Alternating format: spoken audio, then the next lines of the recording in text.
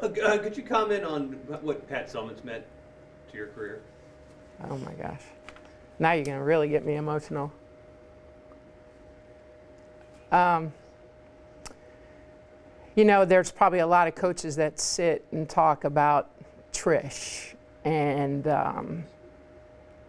talk about how important and impactful she's been on their lives and on their careers. You know, I've been fortunate to know her as a peer, but more importantly, to know her as a friend, to spend, you know, quality time with her aside from the game, to really get to know K-Town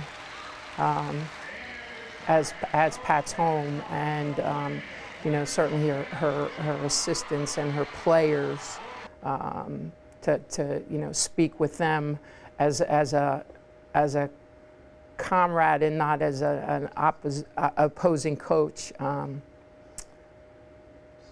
But it's an amazing thing, because the core of her is yet so strong. And what she has taught all of us is that, you know, her inner strength is just unimaginable.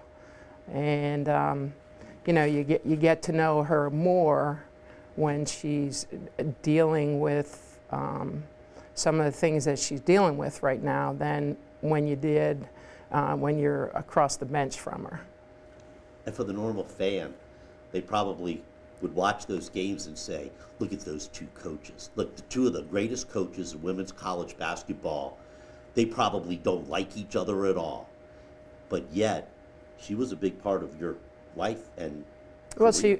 she was really impactful in my career, and I can remember we had a great game at the TED, and you know, it was a very lopsided arrangement, but we continued to play all the time, and there wasn't a game if they weren't flying right out, if they weren't, you know, chartering right back, that we wouldn't go out together and sit down and, you know, just kind of chat a little bit with a glass of wine over, you know, how I could make my team better, and she'd be more than willing, you know, to talk about that with me.